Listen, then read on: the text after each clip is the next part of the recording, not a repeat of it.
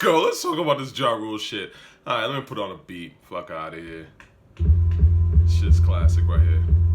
One of those primo beats, one of those many great primo beats. Okay. The Fat Joe and Ja Rule Verzuz. I gotta be honest with you, I fucked up a bit. I think Ja Rule got him. I didn't see this coming. Yeah, it's kind of funny how life goes, man. So, we'll go, I'll try to go a little bit track for track, But, yeah, I was surprised. I actually surprised at how Ja Rule came and kind of took over the whole shit. And actually, good battles. He came in early and took it over pretty early, in my opinion. So, Fat Joe comes out with the bridge is over, which I thought was real funny. That's how he made his entrance. And I thought, oh, Fat Joe knows what he's doing. This is great. Like, coming out with the bridge is over, great. And Ja Rule came out trying too hard off the gate, and he was rapping some song I'd never heard, and I was like, what the fuck? And even Fat Joe was like, we started already? What's the deal with all this shit? I thought that was funny and very accurate. So, Fat Joe goes into Flow Joe, which I think is obviously the way to start. And now Ja Rule plays a song that I don't even remember the name. I said some Ja Rule Jay-Z song. We didn't play that song. We don't give a fuck about it. So round one automatically goes to Fat Joe, in my opinion. Now, Fat Joe plays Live My Lifestyle, a song that I never liked, a song I never gave a fuck about. I don't care for that beat. The song itself is just not my cup of tea, It's not a horrible song, but it's not a great song either. And then Ja Rule comes with Can I Get A, which was smart. Like I said, he's got to start with them street joints, and that's exactly what Ja did right off the bat. He didn't start with them ladies records. He started with them street shits, the joints that people actually played on some level. Now, the one with, with Jay-Z and DMX and that shit, the first one, we didn't play that. We don't care about that song. But Can I Get A, that was hard. That was, in fact, as I've said in a previous video, the song to me that made Jay-Z, pop out. Where people in hip-hop, like myself, who were listening to rap went, oh shit, Jay-Z's becoming that guy. Jay-Z's, back with a new flow almost. It was like a whole different rapper. And that's the whole thing where he's like, Novocaine flow, ho, you ain't know? On the Milian and One remix, right? Jay-Z came through sounding different, man.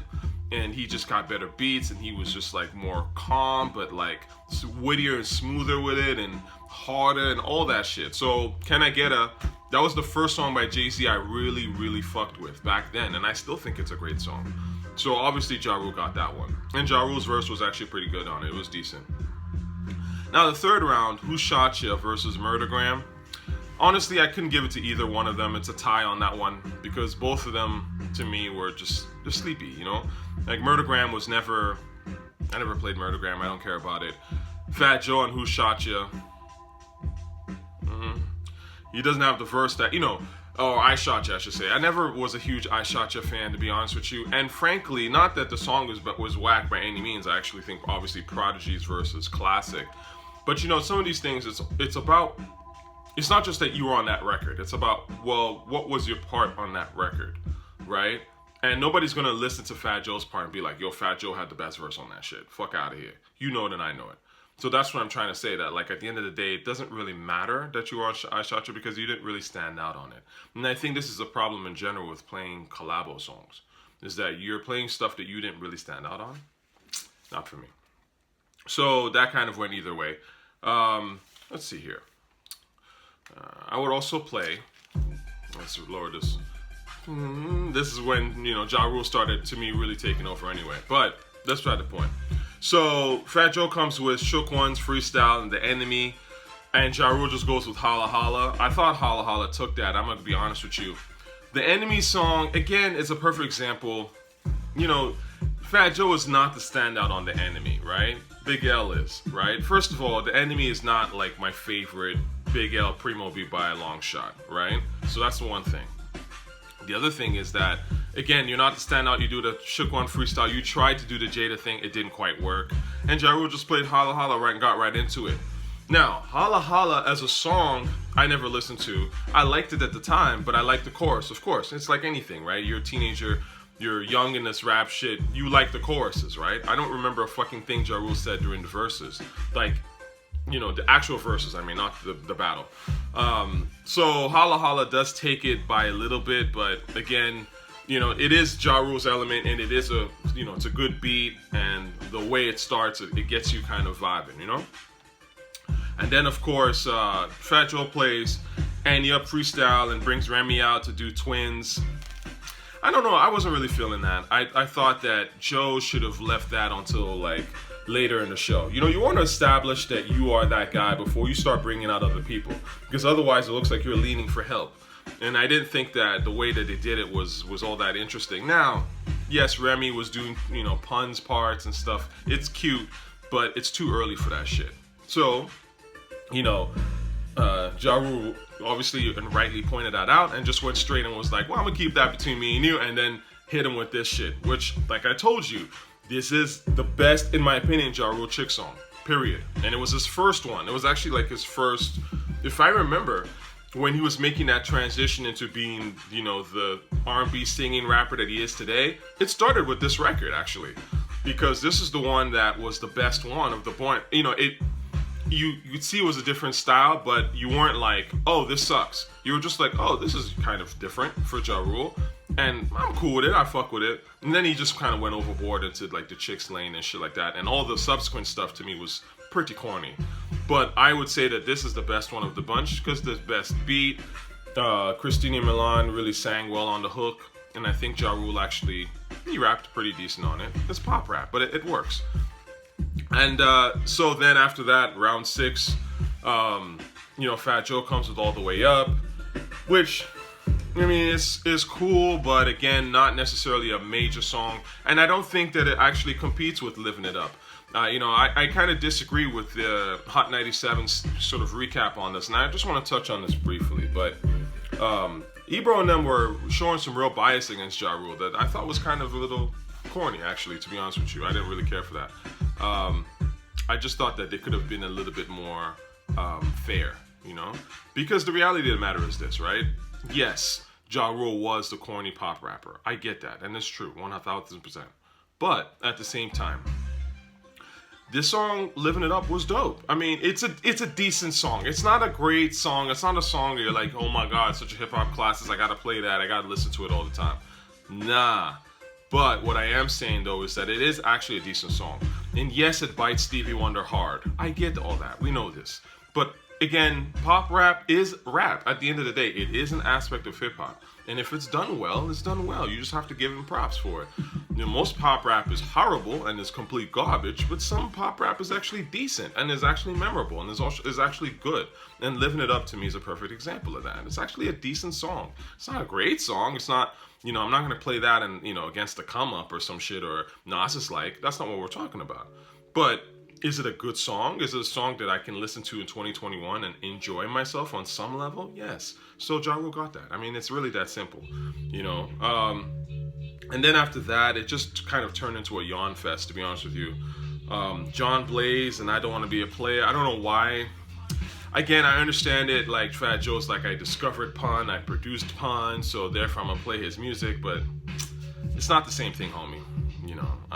You weren't on the songs. You didn't make the beats themselves. Yes, you shaped the record, and that might be, and that is an important part of it for sure, but your essence is not in that song, if that makes sense. And I think that's why people go, yeah, why are you playing this? Because it's not your essence necessarily. You're helping to shape someone's essence, and I get that, and that's an important thing, and no one can discount that. But we're here for your essence, right? What is Fat Joe as a rapper? As a musician, what's his essence, right? Let's celebrate that essence. And so talking about pun and bringing in pun and Remy is not really part of the it's not part of your essence, you know what I mean? As a rapper, like I'm talking about rap discography, not necessarily as a, statesman in the game and all that kind of shit. And so from this point onward, man, I just kind of like, I gotta say, it was just lower tier rap to me. Just one boring song after another, like on both sides, from Fat Joe and Ja Rule. Neither of these guys are top 50 rappers, and this is kind of what happens when you're dealing with two guys that have, I would say, iffy catalogs. They're not horrible, but they're not again, in that conversation, nobody's going to be like, yo, I can't wait to see Ja Rule in concert. I can't wait to see, Fat Joe in concert. I can't wait to hear Fat Joe battle. I can't wait to hear Ja Rule battle. These are not conversations that people have, because nothing about their skill level or the kind of music that they've made puts them in that conversation, right? See, the thing with Verzuz is that when you start dealing with the top 50 rappers, like the Jadakisses, DMX and Snoop, Method Man, Redman, that's when shit gets interesting, and that's when people are excited, because these are guys who are actually like some of the greatest to ever do it. And that's also when you start getting the washings that are funny, because obviously you talk about someone like Jadakiss, right? Jadakiss is in the top 50 easily as a rapper. Might be even, let's say, top 30, right? Top 40, top 30, whatever. But the point is that Jadakiss is absolutely in the top 50 conversation of rappers that ever do it. Cameron is not, okay? Nothing about Dipset is in that conversation, but Jadakiss is in that conversation. So obviously the washing is going to happen. It's the same thing with Fabulous, right? Fabulous is not in the top 50, period. But Jadakiss is, right? So Jadakiss will wash Fabulous. It's just really that simple. With Fat Joe and Ja Rule, the two of them are not in the top 50. They're probably, it's hard to say. I don't even know if they even be in the top 100. But the point is that it can kind of go either way, because they're both not, they're not really in that conversation at all. So the rest of these were just boring. I didn't care for most of these songs, and it was just kind of interesting to hear them in a way, because some of them I hadn't heard in years since they came out, or had never heard at all, and it was just like, man, these shits is boring. Like, holy fuck. Terrible songs, real sleepy, all that bullshit, right? Thug Lovin' was trash. Jesus. All I Do Is Win is trash. So I wrote down Fat Joe played some song with Rihanna. I don't know what song that was, but that shit was boring and lame. Ja Rule played Ain't It Funny with J-Lo. Yeah, that gave him the win in that round, I guess. But I don't care about these songs. I don't care about any of these shits. So I have some other notes, but I kind of want to talk about pop rap in general, because people have it twisted, and I think that Hot 97 were kind of showing their bias. I'm going to check my notes here. And they were just saying how, like, basically Ja Rule watered down hip hop, and how could all these people vote against Fat Joe, and this is why rap sucks and all this stuff. And there is a truth to that, but I do think that, again, that's bias in them trying to cover for Fat Joe's loss. And Fat Joe actually, unfortunately, leaning into Ja Rule as opposed to being his own self and standing on his own one too. Okay? Because, I'm going to come back to Hot 97 for a second. Fat Joe fucked this up by not getting into his own bag. Fat Joe should have been brought out Shit Is Real remix. I don't know why the hell he wouldn't play his best song. I mean, that is his best song. It doesn't matter what the audience looks like. Maybe the audience looked like straight girls to him or something, and he was like, oh, they're not going to know that. But you have no business playing The Enemy, right? And then not playing Shit Is Real remix. That to me makes no sense. You play your best shit. That's the whole point of the Verzuz. Your legacy is staked on your best music, and especially 20 years later. He should have been played, Shit Is Real remix. 1, 2, pass it. Motherfuckers know who's the best. If it ain't Fat Joe, then it must be Lil Finesse. Shit that people remember. You know what I'm saying? Hip-hop heads remember. People in the Madison Square Garden at that time might not know. Maybe they're young. But people know. And again, it's a worldwide thing. He should have been played that. You know what I mean? He should have played, maybe I'm Gone. I don't know. That's a little, obscure to a certain degree. But again, you got to play your best shit. You got to play the songs that people remember you for. You know what I'm saying? And Fat Joe and Primo have that sort of relationship. The gutter shit, you know what I'm saying? Like, that stamps you. Yo, nigga, respect my honor, anger to take now. Blah, move from the gate now. You know what I'm saying? It's be total devastation. Like, he should have played shit like that. Like, those are the songs that we were, expecting from Fat Joe. And that's why I thought that Fat Joe could take it. Because I was like, oh, Fat Joe's smart enough to know that the Primo joints, he's got to play that shit. He's got to play some of those, like, Joe Crack, great shit. And he just never did. You know what I'm saying? Anyway, so going back to Hot 97. Hot 97 was saying something about how Ja Rule, watered down the game. And they're right. Ja Rule was trash. Ja Rule watered the shit down. But Fat Joe did as well. I mean, let's be honest here. I remember when Fat Joe came out with What's Love, and I was just like, what is this trash? Like, I never liked What's Love. To this day, I don't like that song. Personally. It's not for me. I just wouldn't...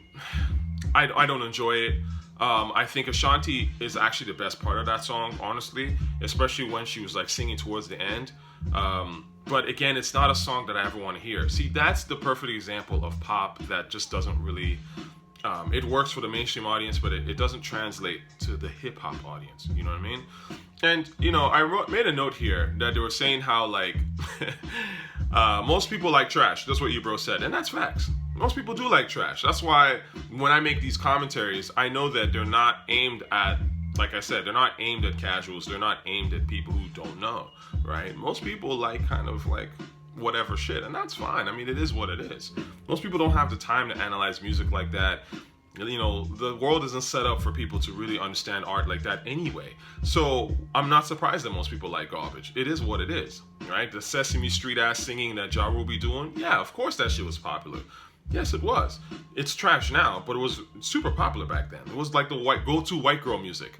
Like, that's just popular. Just like trash right now that's raining, that people are like, yo, so-and-so is, that guy. Kendrick is that guy. J. Cole, Lil Baby. It's trash. I mean, 10 years from now, we're not going to be caring about those people. Honestly. We're not. Kendrick and those guys, what they're trying to do now that's different from back then is that, you see, they now have the media on their side, so the media can write all these think pieces and create narrative around them way better than they could in the past. Because back then, people just, like, nobody was writing articles about Ja Rule resurrecting rap and all that bullshit. Ja Rule was just making hits, and he was going on Billboard and doing his thing. Whereas now, a dude like Kendrick or J. Cole can come out with their shit music, but they have a whole, like, the Rolling Stone media and popular media and stuff like that, and they have the relationships where they can get people who are respected, quote-unquote, to just talk about them all the time and create a narrative around them. So everything about them is all about narrative. When they release an album, how does it fit into the narrative of that artist and their image overall? And that's the bullshit of, the modern-day hip-hop. Anyway, I'm getting off topic a bit. But I wanted to talk about how pop rap operates, because contrary to popular belief, especially for my trolls, I actually don't mind pop rap to a certain extent. Most pop rap is garbage, like I've said, and hip hop. There is an element of hip hop that's pop rap. Okay, there's an element of it. Hip hop is not pop. Well, and I stand by that. Hip hop at its very nature is not pop. Now, but because hip hop is the coolest shit and is something that inspires people and can really draw the emotion, there is always going to be that element where it can catch on to others, right? It's like a virus, I guess, in a sense. So there is an element where someone could do something that's like sort of poppy and it catches on. Now, most of it is bad, but some of it is actually pretty decent. And so my whole thing with hip hop has always been, number one, be original. Like those Thurston Howell interviews on Vlad. Thurston Howell said the same thing, and I've always stood by that, and anyone who's watched my channel knows this. If you're original, you get points from me. That's what I like. Be original. And then the second thing is to be the best at whatever it is you say you're trying to do. And that's how I judge you as an artist. I don't, everything else is kind of, whatever to me, right? I don't judge you about whether you sound like this or sound like that. I judge you about, are you original? Are you the best at what you do, right? Or one of the best. And so the point is this, right? Ja Rule can come out with a million chick songs, and a lot of those songs were sleepy and boring. And I understand that to a certain degree, because this is societal shit, I'm going to make a grand statement here, but men as a society, we want our women to be docile. And I don't think that's a good thing necessarily, but this is how we try to program women to be docile. We program women to be to be docile and a little bit on the sleepier side of shit. So when we make these songs that are aimed at women, they have to be a little bit sleepy. I mean, it is what it is, right? Now, there's a way to do it where a hip-hop fan like myself can love it, right? Love You Better by LL Cool J is a perfect example. I fucking love that song. It's a great song. That song is better than any Ja Rule duet song ever, because it's a song that's kind of aimed at the ladies, but it's also aimed at the fellas as well. There's an honesty to that song. It's not 100% sleepy. And it's cool. It works. But a lot of the Ja Rule stuff doesn't, and it never did back then. It just was like kind of sleepy. It was for that audience, but it's come and gone. And I think that's the difference. There is good pop rap and there's bad pop rap. Nelly made good pop rap. When Ride With Me came out, I knew it was pop rap the day I heard it, and I loved it, and I liked it. I thought it was really good shit. It's all about just doing something that's unique and fits and works for you, right? So long story short, I think that Ja Rule got this. I wasn't, I'm not surprised by how it went because I think that Fat Joe just didn't really get into his bag and he started getting flustered and then he started trying to like play hits and stuff like that. But it's like now you're trying to do Ja Rule, and that's a perfect example of how you're gonna get washed because you're not Ja Rule, right? You should have tried to been Joe, try to be Joe Crack. That's how you would have won this shit, But you fumbled the bag. It is what it is, right? But I guess congrats to Ja Rule.